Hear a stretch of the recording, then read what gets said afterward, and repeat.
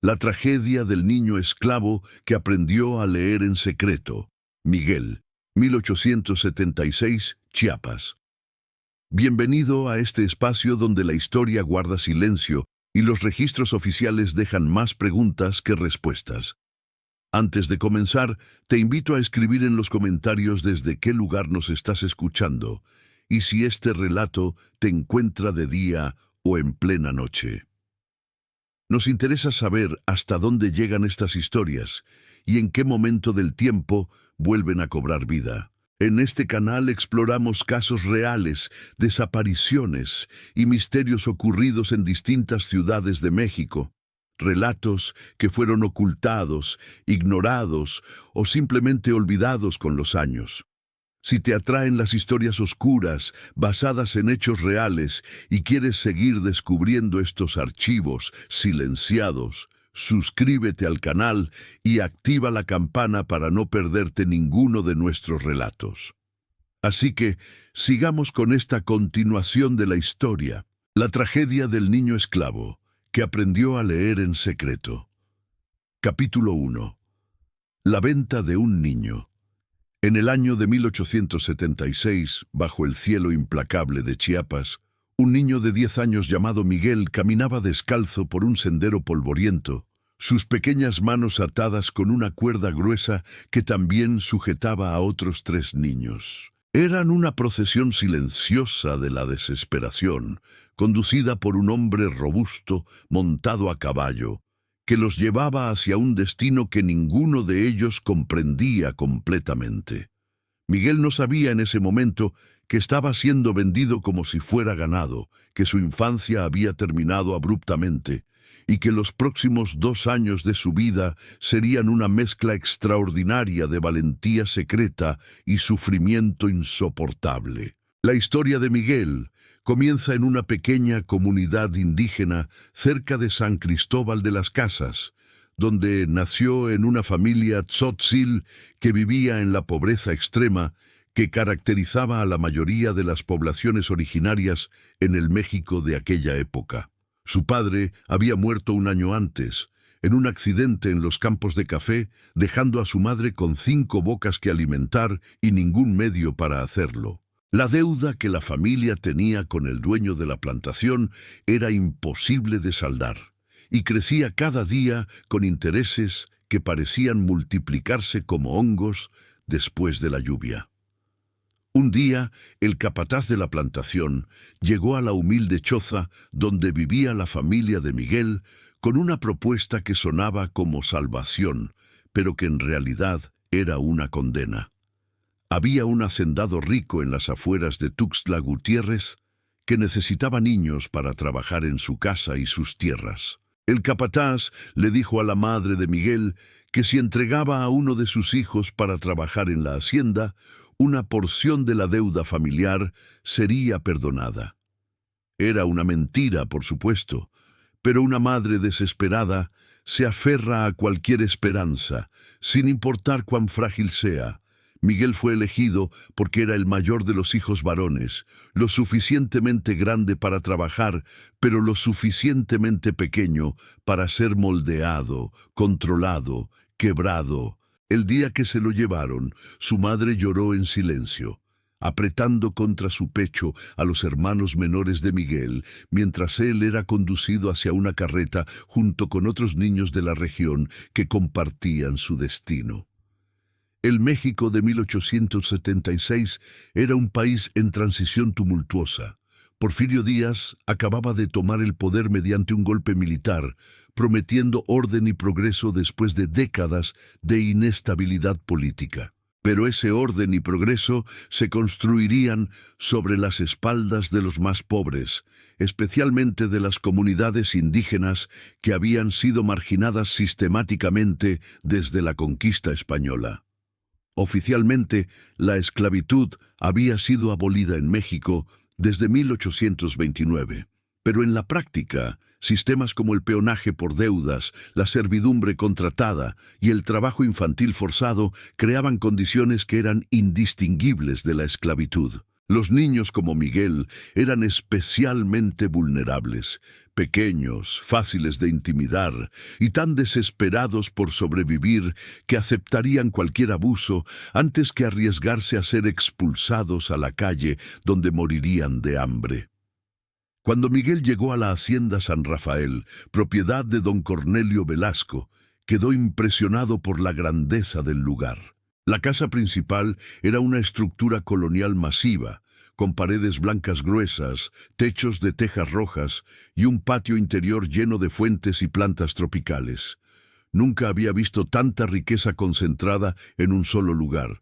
No sabía todavía que toda esa riqueza había sido extraída del sufrimiento de cientos de trabajadores indígenas como él. Don Cornelio era un hombre de unos 50 años, con un bigote impresionante y una barriga prominente que hablaba de años de buena comida y poca actividad física. Sus ojos eran pequeños y calculadores, siempre evaluando cómo extraer más valor de cada persona y cada recurso bajo su control. Su esposa, doña Beatriz, era una mujer delgada y nerviosa que pasaba la mayor parte de su tiempo organizando eventos sociales y quejándose del clima caluroso de Chiapas. La pareja tenía 3 hijos, Alejandro de 14 años, Catalina de 12 y el pequeño Eduardo de 8. Estos niños vivían en un mundo completamente diferente al de Miguel. Tenían habitaciones llenas de juguetes importados de Europa, ropa fina, comida abundante y, lo más importante para nuestra historia, un tutor privado que venía 3 veces por semana para enseñarles a leer, escribir, matemáticas, historia y francés. Miguel fue asignado inicialmente a trabajar en los establos, cuidando los caballos y limpiando el estiércol. Era un trabajo duro y sucio para un niño de 10 años, pero Miguel estaba agradecido de tener al menos un lugar donde dormir y comida regular, aunque escasa. Compartía un cuarto pequeño y sin ventanas detrás de los establos con otros 4 niños trabajadores, todos entre 8 y 12 años. Los otros niños le contaron a Miguel las reglas no escritas de la hacienda durante esas primeras noches. Pedro, un niño delgado de 11 años, con una cicatriz profunda en la mejilla, le advirtió: «Nunca mires directamente a los ojos de don Cornelio. Lo toma como una falta de respeto y te golpeará con su bastón». Juan, de 9 años, agregó: «Y si rompes algo, cualquier cosa, incluso un plato viejo, te quitarán la comida durante 3 días. Yo lo aprendí por las malas». Pero fue Carmen, la única niña del grupo con 12 años, quien le dio la advertencia más importante. Y nunca, jamás, intentes aprender lo que los niños de la casa aprenden. Don Cornelio dice que la educación es solo para los de su clase. Dice que si un indio aprende a leer, se vuelve peligroso, rebelde. El año pasado castigó severamente a un muchacho que encontró tratando de leer un periódico viejo. Miguel escuchó todas estas advertencias con atención, memorizando cada regla como si su vida dependiera de ello, porque efectivamente su vida dependía de ello. Pero había algo en la advertencia de Carmen que despertó una chispa de curiosidad en su mente joven. ¿Por qué sería peligroso que él aprendiera a leer? ¿Qué poder contenían esas marcas misteriosas en el papel que los hacían tan temibles para los patrones? Capítulo 2. El despertar de la curiosidad. Los primeros meses de Miguel en la hacienda San Rafael fueron de adaptación dolorosa. Su cuerpo pequeño no estaba acostumbrado al trabajo físico intenso y cada noche se derrumbaba exhausto en su colchón de paja con músculos adoloridos y manos llenas de ampollas. Pero era un niño resistente y gradualmente su cuerpo se adaptó a las demandas brutales del trabajo. Lo que no se adaptaba era su mente. Miguel había sido siempre un niño curioso, el tipo de niño que hacía demasiadas preguntas y que observaba todo con ojos atentos. En su comunidad, su madre solía decir que tenía ojos que veían más allá, una expresión tzotzil para alguien con una inteligencia natural y una percepción aguda. Un día, Varios meses después de su llegada, Miguel fue asignado a una nueva tarea. Doña Beatriz había decidido que los establos no estaban suficientemente limpios, así que ordenó que algunos de los niños trabajadores fueran traídos a la casa principal para ayudar con las tareas domésticas. Miguel fue uno de los elegidos. Su nuevo trabajo incluía barrer los pasillos, limpiar las ventanas y ayudar en la cocina. Pero lo más significativo era que ahora trabajaba en la casa principal durante las horas del día, y eso significaba que estaba presente cuando el tutor, don Sebastián Ruiz, venía a dar lecciones a los hijos de los Velasco. Don Sebastián era un hombre mayor, con cabello gris y lentes redondos que descansaban precariamente en la punta de su nariz. Era más amable que la mayoría de las personas en la hacienda, ocasionalmente incluso sonriendo a los niños trabajadores cuando pasaban. Las lecciones se llevaban a cabo en un salón espacioso, con ventanas grandes que daban al jardín. Miguel frecuentemente era enviado a limpiar el pasillo justo afuera de ese salón durante las horas de clase. Al principio, Miguel simplemente escuchaba las voces apagadas del tutor y los estudiantes mientras trabajaba, pero gradualmente comenzó a prestar más atención. Descubrió que si trabajaba despacio y en silencio, podía escuchar claramente lo que se decía dentro del salón. Y si se paraba en cierto ángulo, podía ver a través de la puerta parcialmente abierta hacia la pizarra donde don Sebastián escribía. Fue así como Miguel tuvo su primer contacto con el alfabeto. Vio al tutor escribir las letras grandes y claras en la pizarra. A, B, C. Escuchó cómo cada letra tenía un sonido y cómo esos sonidos se combinaban para formar palabras. Era como descubrir un código secreto, un lenguaje mágico que transformaba marcas simples en significado. Miguel quedó fascinado. Cada día, durante las lecciones, encontraba formas de estar cerca del salón de clases. Memorizaba las letras que veía en la pizarra. Escuchaba atentamente cuando don Sebastián explicaba las reglas de ortografía y gramática. Su mente joven absorbía todo como una esponja. Por las noches, en la oscuridad de su pequeño cuarto, Miguel trazaba las letras con su dedo en el piso de tierra. A, B, C, D. Las practicaba una y otra vez hasta que las tenía memorizadas. Luego venían las palabras simples: casa, niño, sol, luna. Cada palabra era un pequeño triunfo, una pequeña victoria en su educación secreta. Pero aprender a reconocer las letras era solo el primer paso. Miguel necesitaba materiales para practicar realmente la escritura, y eso era infinitamente más difícil. El papel era un lujo que los niños trabajadores nunca tenían. Los lápices y plumas estaban guardados bajo llave en el estudio de don Cornelio. Miguel tuvo que volverse creativo. Comenzó a recolectar pedazos de papel descartados de la basura de la casa, márgenes de periódicos viejos, sobres usados, cualquier superficie en la que pudiera escribir. Para escribir, hacía carbón moliendo trozos de madera quemada de la cocina hasta convertirlos en polvo fino, que luego mezclaba con un poco de agua para crear una especie de tinta cruda. También descubrió que podía usar palitos afilados como plumas primitivas. Su escondite era un lugar que había descubierto detrás de los establos, un pequeño espacio entre dos paredes donde los trabajadores habían almacenado herramientas viejas y olvidadas. Allí, Miguel guardaba sus tesoros, los pedazos de papel, su tinta casera, sus palitos de escritura. Y allí, durante los breves momentos de descanso que tenía, practicaba. Los otros niños trabajadores eventualmente se dieron cuenta de lo que Miguel estaba haciendo. Pedro lo confrontó una noche. «¡Estás loco!», le dijo Pedro con una mezcla de admiración y miedo. «Si don Cornelio te descubre, te matará, o algo peor». Pero Carmen, quien había desarrollado un afecto protector hacia Miguel, ofreció ayudarlo. «Mi abuela sabía leer un poco», confesó. Me enseñó algunas cosas antes de morir. Puedo ayudarte con las palabras más difíciles si quieres.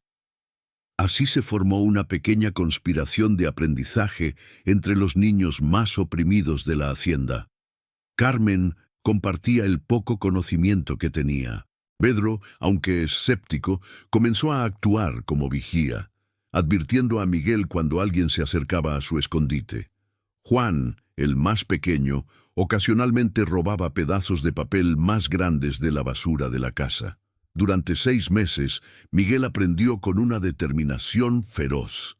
Su progreso fue notable. Para cuando cumplió 11 años, podía leer oraciones completas y escribir con una caligrafía sorprendentemente clara para alguien que había aprendido en condiciones tan precarias. Pero no era suficiente simplemente saber leer y escribir. Miguel comenzó a preguntarse, ¿para qué servía este conocimiento? ¿Qué podía hacer con él? La respuesta vendría de una forma inesperada y transformaría su breve vida en algo extraordinario. Capítulo 3. El testimonio de un niño. El punto de inflexión llegó una noche de octubre de 1877, cuando Miguel fue testigo de algo que cambiaría el curso de su vida. Uno de los trabajadores adultos de la hacienda, un hombre llamado Martín, había sido acusado de robar un saco de maíz. La acusación era falsa. Miguel lo sabía porque había visto a uno de los capataces tomar el saco, pero nadie le creería a un niño trabajador sobre la palabra de un capataz. Don Cornelio ordenó que Martín fuera castigado públicamente como ejemplo para los otros trabajadores. Lo ataron a un poste en el patio principal y lo azotaron con un látigo durante lo que pareció una eternidad. Miguel y los otros niños fueron obligados a observar una lección brutal sobre lo que les esperaba si alguna vez desobedecían. Martín gritaba de dolor mientras el látigo rasgaba su espalda. Su esposa e hijos lloraban en la multitud forzada a presenciar el castigo. Y cuando finalmente terminó, Martín fue dejado atado al poste durante toda la noche, sangrando y semiconsciente, como una advertencia viviente. Miguel no pudo dormir esa noche.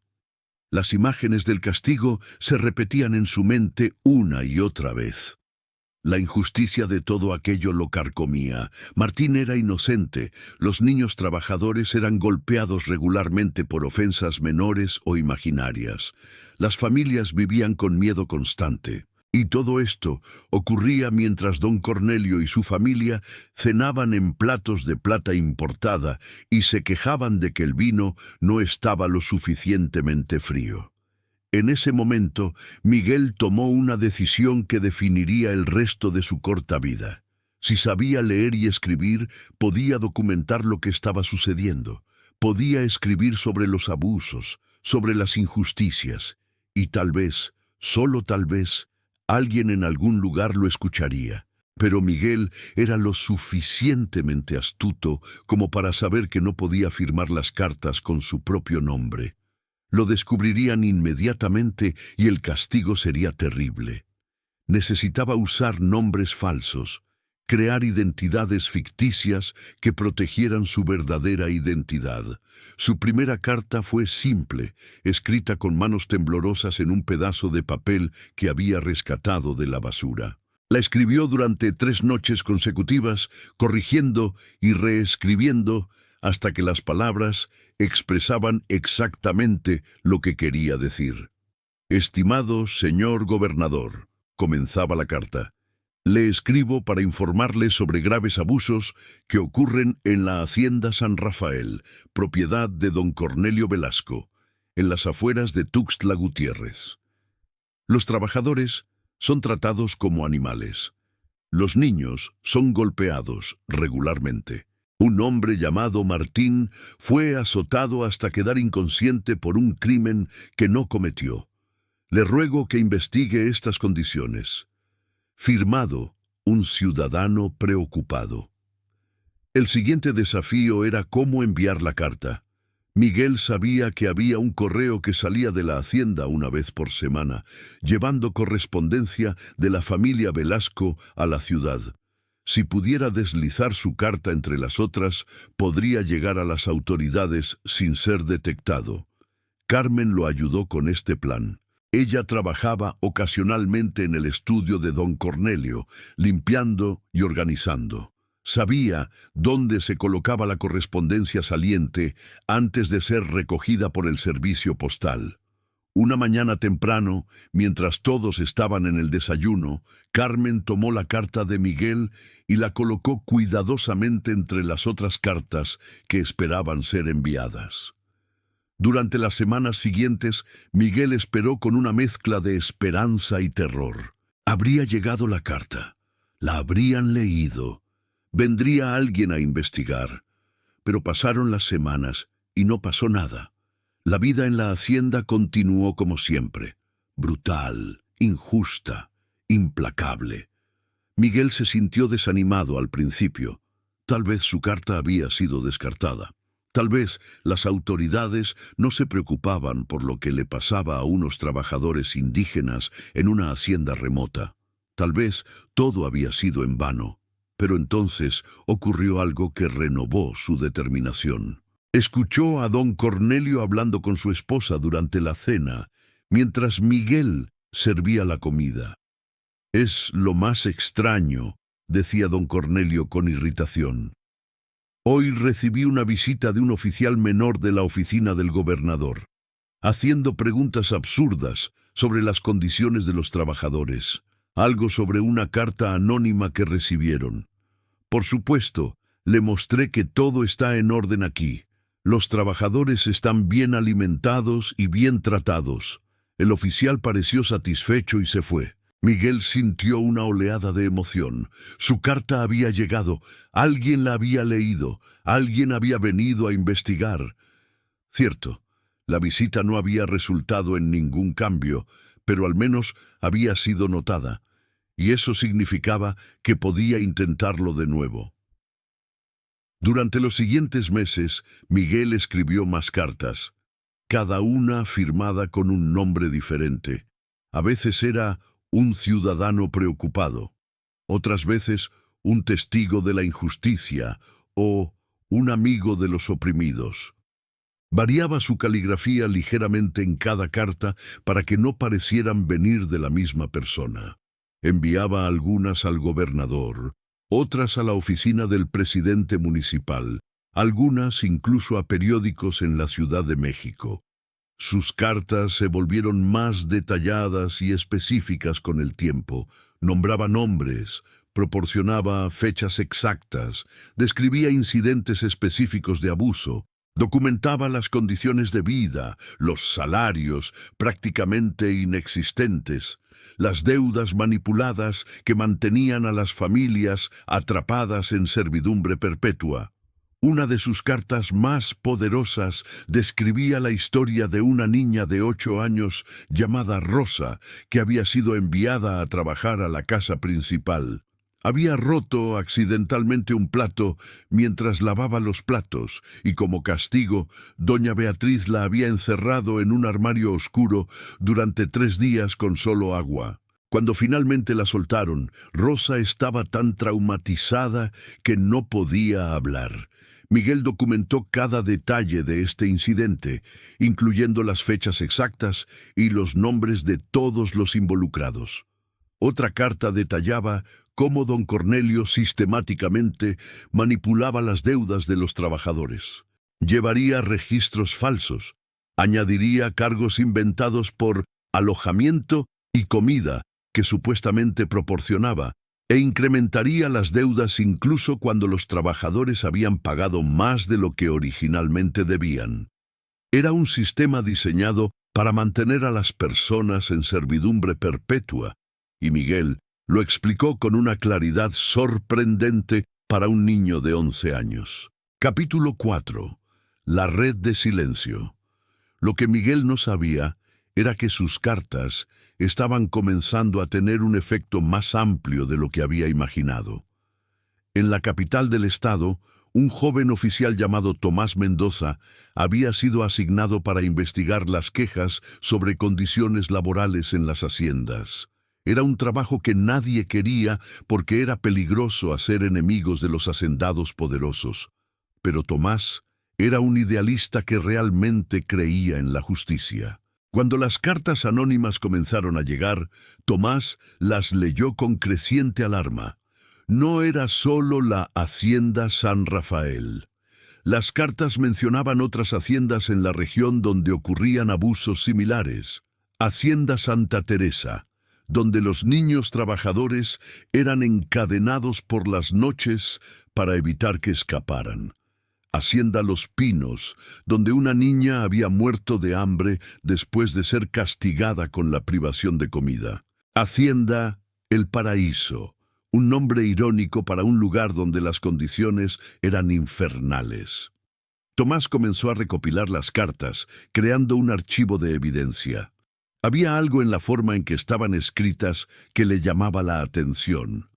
A pesar de los diferentes nombres y variaciones en la caligrafía, había una consistencia en el tono, en el tipo de detalles proporcionados, en la estructura de las oraciones. Comenzó a sospechar que todas las cartas venían de la misma fuente. Pero, ¿quién era esta fuente? ¿Un trabajador alfabetizado? ¿Un empleado descontento? ¿Alguien dentro de las familias de los hacendados con una crisis de conciencia? Tomás no podía saberlo, pero estaba determinado a descubrirlo. Mientras tanto, en la Hacienda San Rafael, Miguel continuaba su campaña secreta. Para ahora había escrito más de 40 cartas en un periodo de casi 2 años. Su habilidad para escribir había mejorado dramáticamente y sus cartas se habían vuelto más sofisticadas, más persuasivas, más detalladas. Pero el éxito de su campaña también estaba atrayendo atención no deseada. Don Cornelio había recibido 3 visitas de oficiales en los últimos 6 meses, todos haciendo preguntas sobre las condiciones de los trabajadores. Aunque había logrado convencerlos de que todo estaba bien mediante sobornos y falsas demostraciones de condiciones mejoradas, estaba cada vez más paranoico. «Alguien está hablando», le dijo a su capataz principal, un hombre brutal llamado Esteban. «Alguien en esta hacienda está contando historias a las autoridades. Quiero que descubras quién es». Esteban comenzó una campaña de intimidación. Interrogaba a los trabajadores, buscaba cualquier señal de comportamiento sospechoso. Varios trabajadores fueron golpeados bajo la acusación de ser informantes. El ambiente de miedo en la hacienda se intensificó hasta volverse casi insoportable. Miguel sabía que tenía que ser más cuidadoso que nunca. Dejó de escribir cartas durante varias semanas, esperando que la atención se desvaneciera. Pero era difícil mantenerse en silencio cuando veía injusticias todos los días. Cuando vio a un niño de 9 años siendo golpeado por quedarse dormido durante el trabajo. Cuando presenció a una madre siendo separada de su bebé recién nacido porque necesitaba volver al trabajo inmediatamente después del parto. Cuando escuchó los sollozos nocturnos de niños que tenían hambre pero no se atrevían a pedir más comida. Finalmente, Miguel no pudo contenerse más. Escribió otra carta, esta vez sobre un incidente particularmente horrible. Uno de los trabajadores adultos, un hombre llamado Felipe, había intentado escapar de la hacienda con su familia. Fueron capturados y traídos de vuelta. Don Cornelio ordenó que Felipe fuera marcado con hierro caliente en la cara, dejando una cicatriz permanente como advertencia para otros que consideraran escapar. La familia de Felipe fue separada. Él fue vendido a una mina en el norte, su esposa fue enviada a otra hacienda y sus 3 hijos fueron distribuidos entre diferentes propiedades. Miguel escribió sobre este incidente con una pasión y rabia que trascendía sus años. Su carta era un grito de justicia, un testimonio del sufrimiento humano que exigía ser escuchado. ¿Cómo puede esto ser legal en un país que proclama la libertad?, escribió. ¿Cómo pueden las autoridades permitir que las familias sean destrozadas, que los hombres sean marcados como ganado, que los niños sean vendidos como mercancía? Le imploro, Señor, que no solo investigue, sino que actúe. Cada día que pasa es otro día de sufrimiento para docenas de almas inocentes. Esta carta, firmada como La voz de los sin voz, fue la más emotiva y poderosa que Miguel había escrito. También sería, sin que él lo supiera, su condena. Cuando la carta llegó a la oficina de Tomás Mendoza, el oficial finalmente tuvo una revelación. Había estado analizando las cartas durante meses y de repente algo hizo clic en su mente. El nivel de detalle sobre la vida diaria en las haciendas. El conocimiento íntimo de incidentes específicos. La perspectiva desde la cual se describían los eventos. Esto no venía de un adulto observando desde afuera, sino de alguien dentro del sistema, alguien que vivía esos horrores directamente. «Es un niño», dijo Tomás en voz alta, sorprendiéndose a sí mismo con la revelación. «El escritor es un niño, tiene que serlo». Esta comprensión cambió todo para Tomás. Un niño que había aprendido a leer y escribir en secreto, que estaba arriesgando su vida para documentar abusos. Era al mismo tiempo inspirador y devastador. Tomás sabía que si ese niño era descubierto, el castigo sería terrible. Decidió actuar más agresivamente.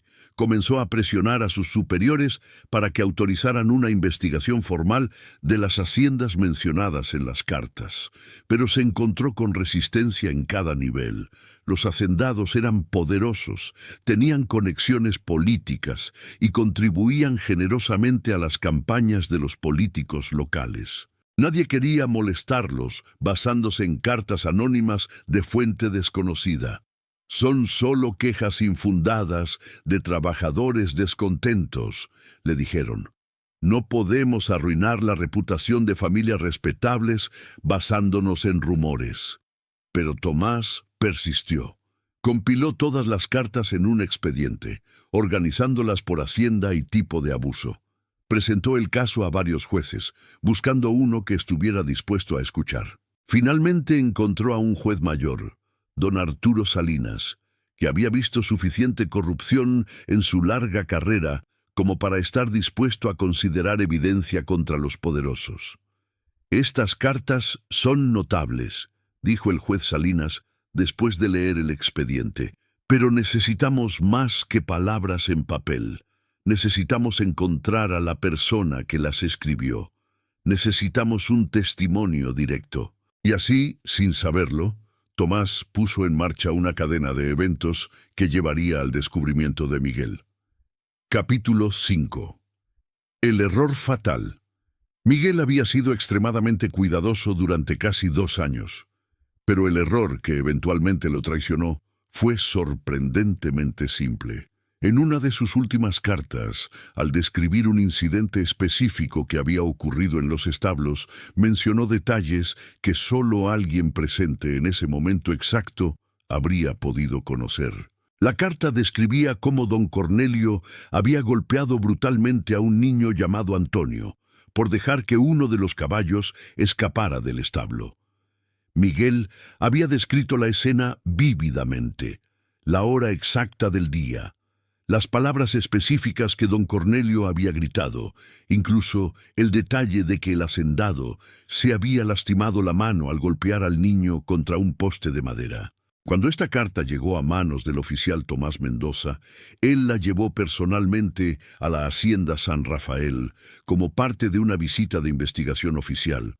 Confrontó a don Cornelio con los detalles específicos de la carta, observando cuidadosamente la reacción del hacendado.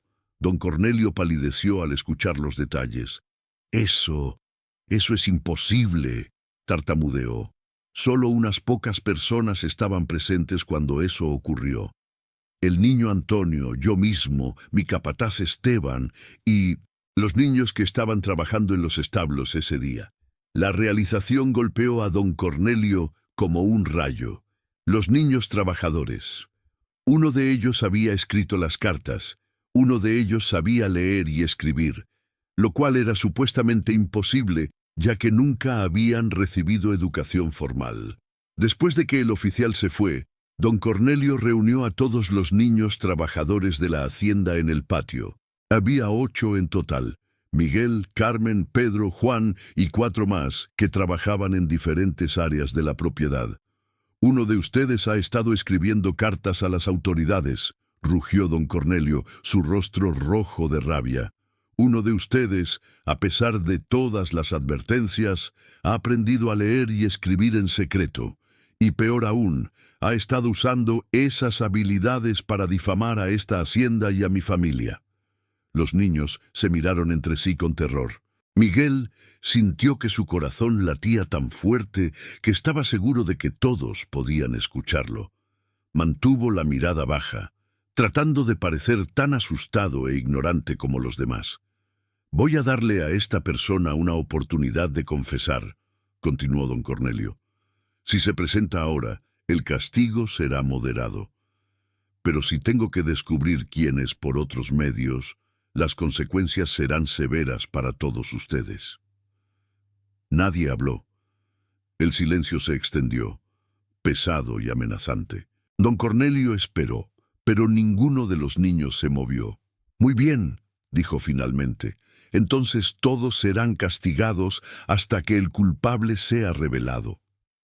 Los siguientes días fueron una pesadilla.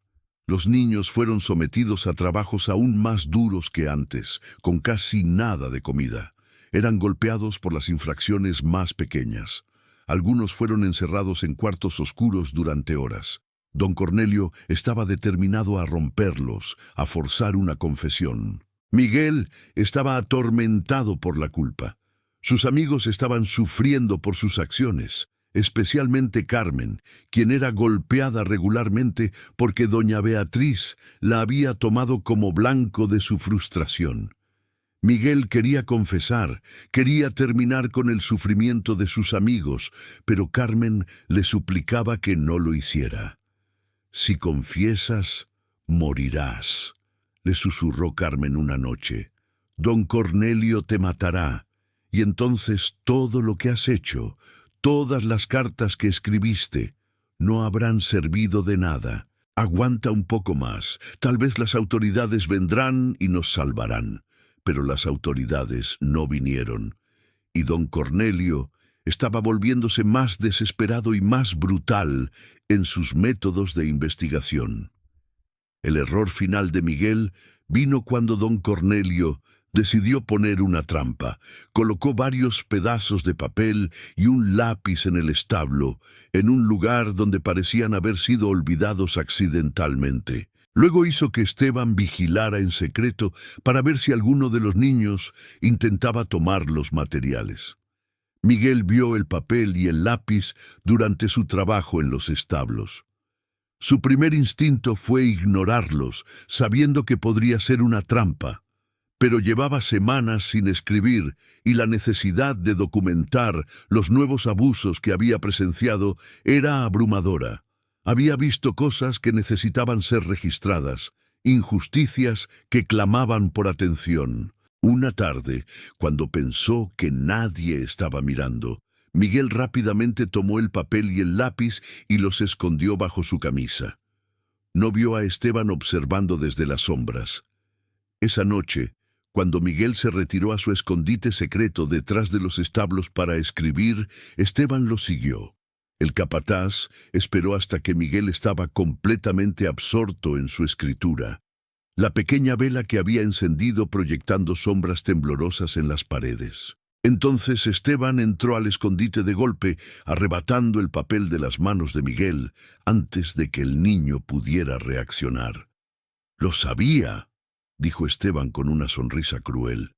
«El pequeño indio sabe escribir. Don Cornelio estará muy interesado en esto».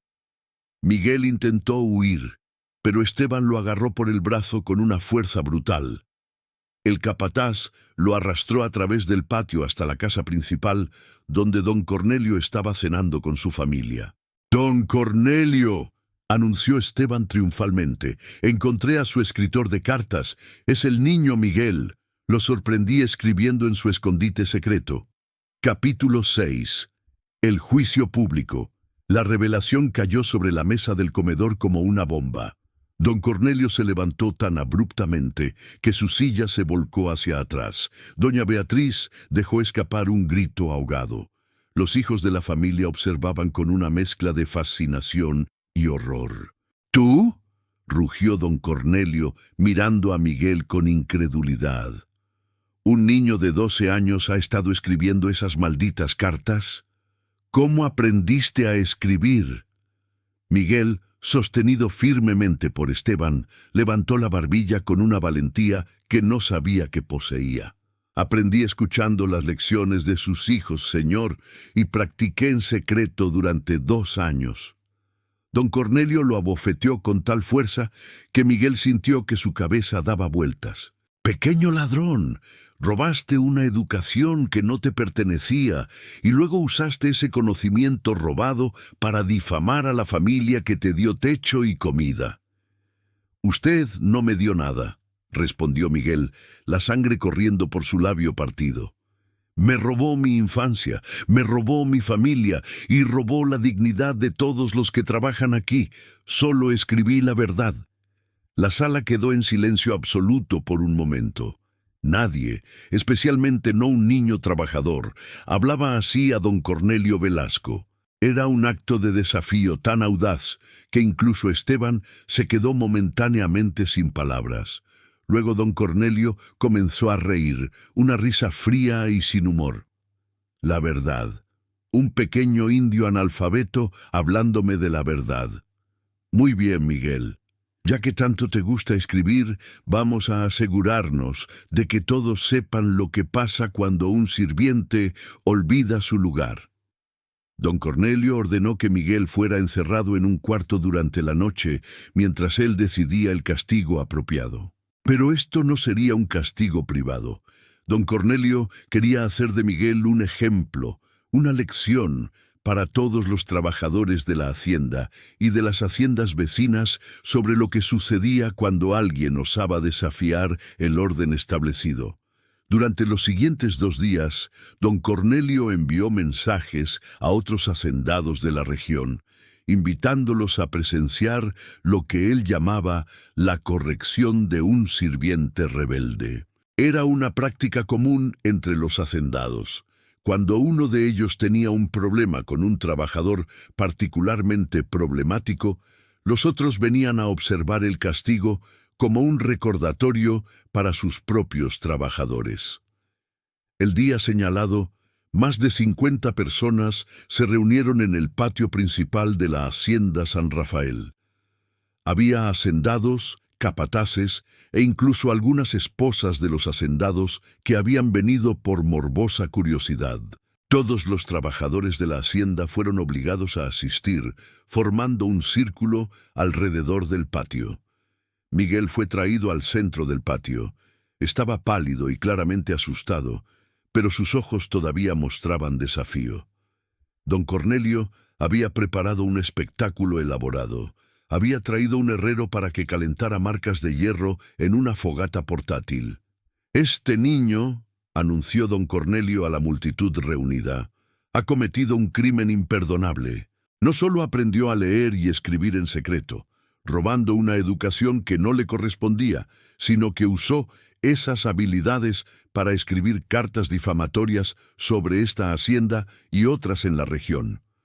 Ha mentido a las autoridades, ha causado problemas innecesarios y ha olvidado su lugar en el orden natural de las cosas». «¡No mentí!», gritó Miguel, su voz juvenil quebrándose.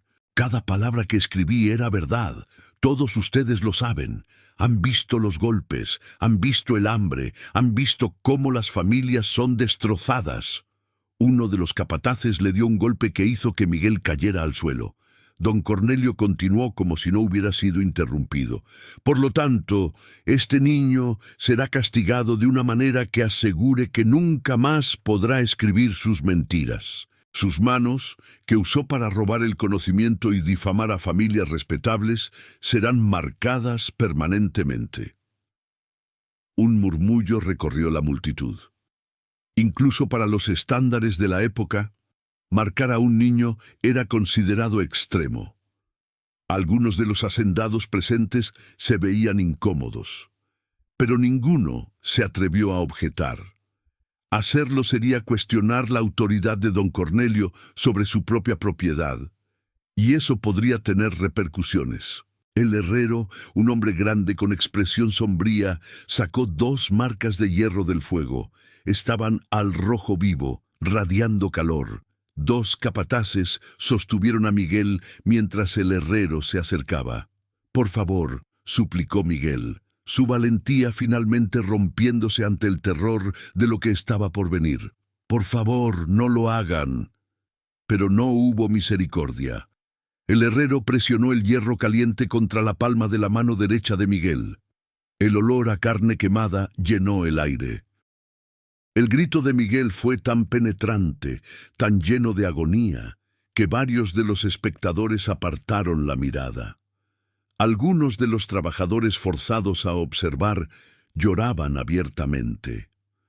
Luego vino la mano izquierda, otro grito, otra marca permanente que destruía los nervios y tendones que habrían permitido a Miguel escribir alguna vez de nuevo.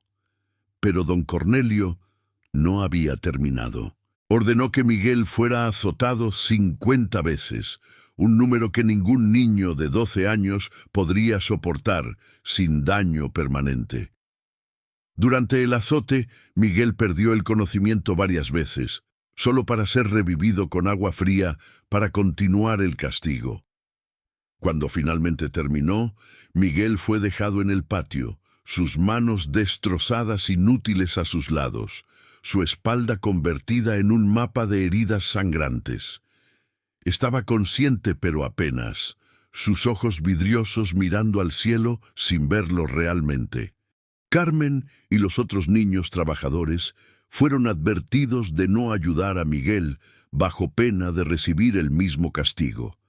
Pero Carmen desafió la orden. Tan pronto como cayó la noche y los espectadores se habían ido, ella se arrastró hasta donde yacía Miguel y lo llevó cuidadosamente a su cuarto. Durante los siguientes días, Carmen hizo todo lo que pudo para cuidar de Miguel. Limpió sus heridas con agua, robó ungüento de la casa principal, le dio de beber cuando la fiebre lo hacía delirar. Pedro y Juan ayudaban cuando podían, trayendo comida extra y agua, pero las heridas eran demasiado severas. Las quemaduras en las manos de Miguel se infectaron a pesar de los mejores esfuerzos de Carmen. La fiebre subía cada noche. Miguel entraba y salía de la conciencia, a veces murmurando sobre sus cartas, sobre la justicia que él creía que vendría, sobre su madre a quien apenas recordaba. En sus momentos de lucidez, Miguel le hablaba a Carmen. «Las cartas», susurraba con voz ronca. «¿Crees que hicieron alguna diferencia?» «Sí», mentía Carmen, sosteniendo su mano cuidadosamente para no tocar las quemaduras. «Hicieron una gran diferencia. La gente sabe la verdad ahora por tu valentía». 10 días después del castigo público, la fiebre de Miguel alcanzó su punto máximo. Carmen estaba con él, sosteniendo su mano buena, cuando él abrió los ojos por última vez. «No pude terminar», murmuró. Había más que escribir, más verdades que contar. «Ya hiciste suficiente», lloró Carmen. «Fuiste tan valiente, Miguel, tan increíblemente valiente». Miguel sonrió débilmente.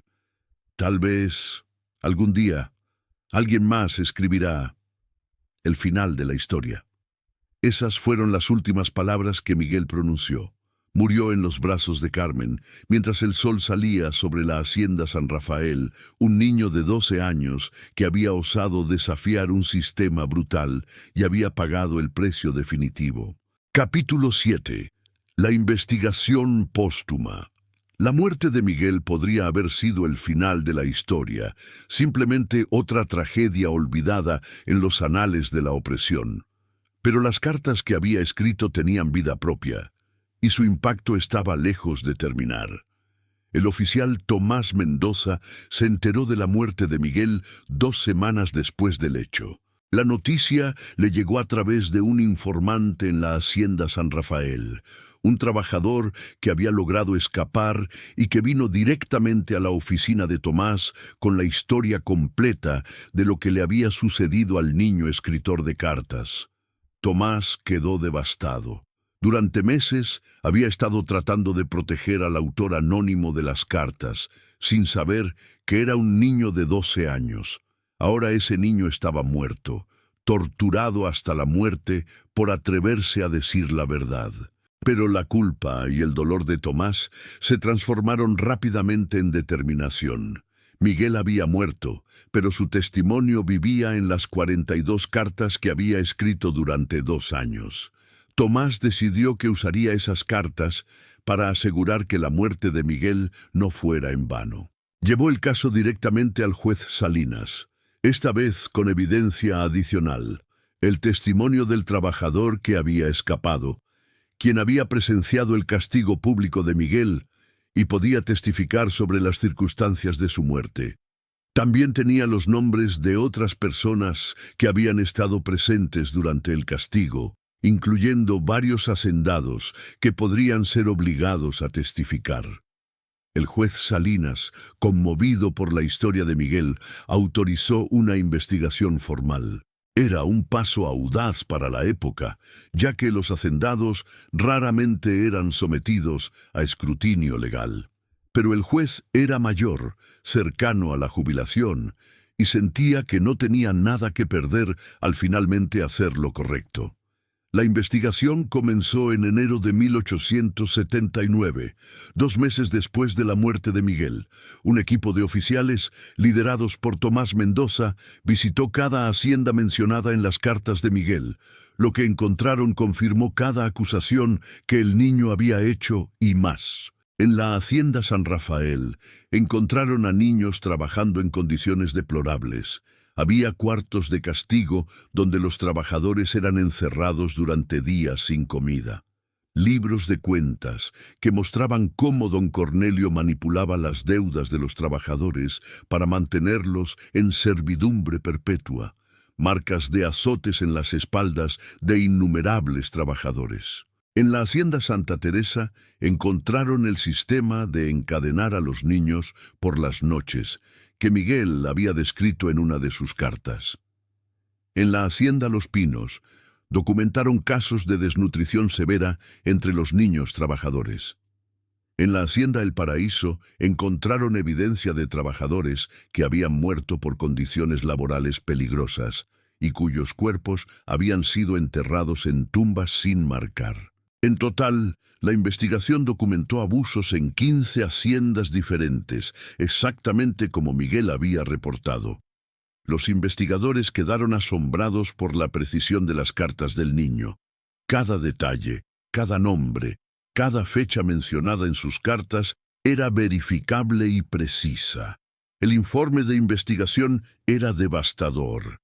Cientos de páginas de testimonio, evidencia física y documentación de un sistema de explotación que operaba abiertamente bajo la fachada de legalidad. Era la evidencia más completa de abuso laboral que se había compilado en Chiapas hasta ese momento. Pero cuando llegó el momento de la acción legal, el sistema mostró su verdadera naturaleza.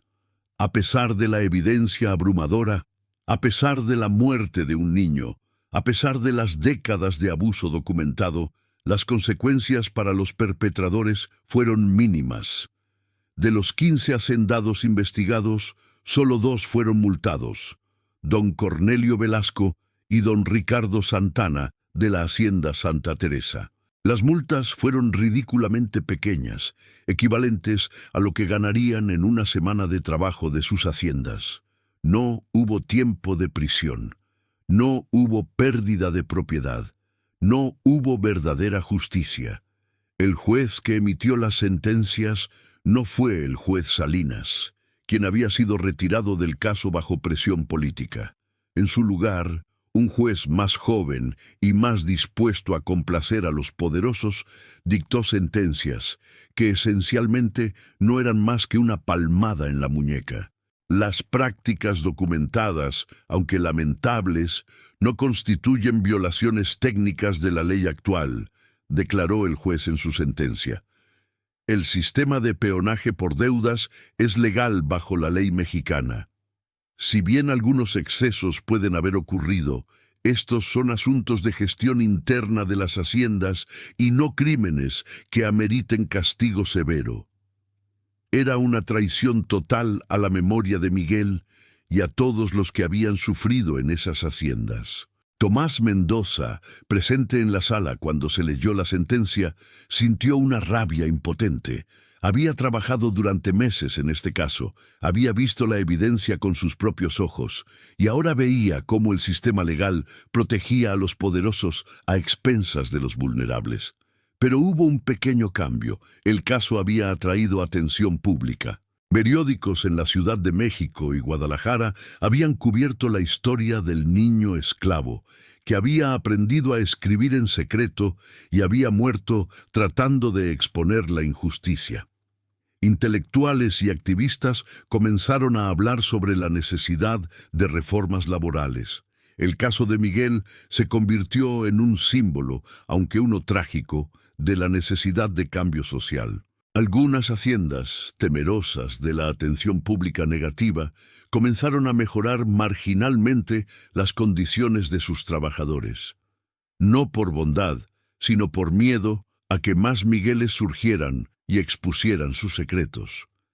Carmen, quien había cuidado a Miguel en sus últimos días, fue eventualmente liberada de la Hacienda San Rafael después de que el caso atrajo demasiada atención. Pasó el resto de su vida contando la historia de Miguel a cualquiera que quisiera escuchar. Se convirtió en una activista informal, viajando de pueblo en pueblo, hablando sobre el niño valiente que había muerto por decir la verdad. El oficial Tomás Mendoza continuó su trabajo, usando las cartas de Miguel como modelo para investigaciones futuras. Mantuvo copias de todas las 42 cartas, preservándolas como evidencia histórica del coraje de un niño frente a la opresión insoportable. Las cartas mismas eventualmente encontraron su camino a un archivo histórico en la Ciudad de México, donde permanecen hasta hoy. Son documentos notables, no solo por lo que revelan sobre las condiciones de trabajo en el México del siglo XIX, sino por lo que representan. La voz de un niño que se negó a ser silenciado, que transformó su sufrimiento en testimonio y que creyó, incluso frente a la muerte, que la verdad importaba. Epílogo. El legado de Miguel Miguel murió en 1878, pero su historia no murió con él.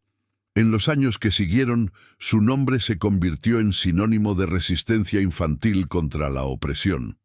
Fue mencionado en debates sobre reforma laboral, citado en argumentos a favor de la educación universal y recordado como un mártir por aquellos que luchaban por la justicia social. Sin embargo, la historia completa de Miguel no es solo sobre su valentía individual, sino sobre el sistema que lo mató. Las condiciones que Miguel documentó en sus cartas no eran anomalías, eran características centrales de un sistema económico que dependía de la explotación de los más vulnerables. El peonaje por deudas continuó en México durante décadas después de la muerte de Miguel. Tomó una revolución, la Revolución Mexicana de 1910-1920, para finalmente desmantelar el sistema de haciendas y liberar a millones de trabajadores de condiciones que eran esclavitud en todo, menos en el nombre. Pero incluso después de la revolución, las lecciones del caso de Miguel no fueron completamente aprendidas. La explotación laboral infantil, aunque menos extrema que en los días de Miguel, continúa siendo un problema en muchas partes de México y el mundo. Niños todavía trabajan en condiciones peligrosas, todavía son negados educación, todavía son tratados como mercancías en lugar de seres humanos con derechos inalienables. La pregunta que el caso de Miguel plantea es incómoda pero necesaria. ¿Cuánto ha cambiado realmente? ¿Cuántos Migueles están ahí afuera hoy, sufriendo en silencio porque no tienen las herramientas para alzar su voz? ¿Y qué estamos haciendo nosotros, como sociedad, para asegurar que ningún niño tenga que pagar con su vida por atreverse a decir la verdad? Las cartas de Miguel, preservadas en archivos, son más que documentos históricos. Son un recordatorio de que el progreso nunca es inevitable, que la justicia nunca es automática y que cada generación debe elegir activamente ponerse del lado de los oprimidos contra los opresores. Don Cornelio Velasco murió en 1895, un hombre rico que nunca enfrentó verdadera justicia por sus crímenes. Su hacienda pasó a sus hijos, quienes la administraron con métodos algo menos brutales, pero fundamentalmente sin cambios, hasta que fue confiscada durante la Revolución. Carmen vivió hasta 1932, contando la historia de Miguel hasta sus últimos días. En su lecho de muerte, le dijo a su nieta: Miguel creía que las palabras tenían poder, que si escribías la verdad, eventualmente sería escuchada. Tuvo razón, aunque no vivió para verlo. Su muerte no fue en vano. Cambió algo en este mundo, aunque el cambio fue más lento de lo que merecía. El oficial Tomás Mendoza dedicó el resto de su carrera a la reforma laboral. Nunca olvidó al niño cuyas cartas habían revelado tanto. En su retiro, escribió un libro sobre el caso de Miguel, asegurando que la historia fuera preservada para las generaciones futuras.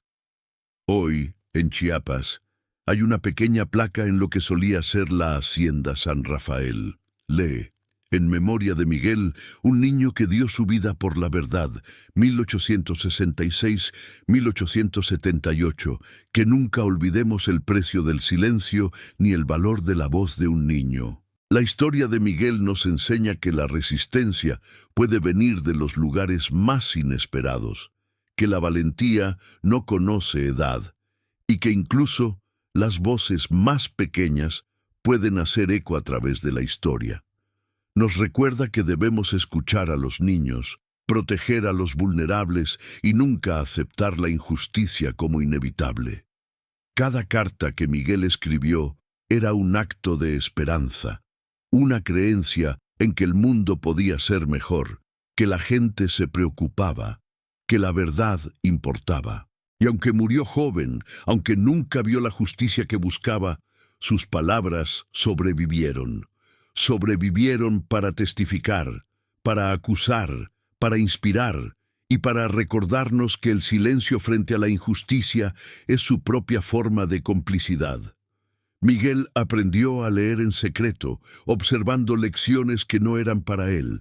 Aprendió a escribir con materiales rescatados de la basura.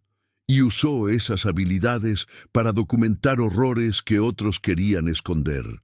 En eso fue más valiente que muchos adultos que permanecieron en silencio, más poderoso que los hacendados con todas sus riquezas, más importante que los jueces que lo traicionaron.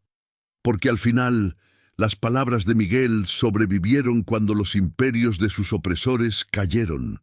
Sus cartas permanecen cuando las haciendas son polvo. Su nombre es recordado cuando los nombres de aquellos que lo torturaron son mencionados solo con vergüenza.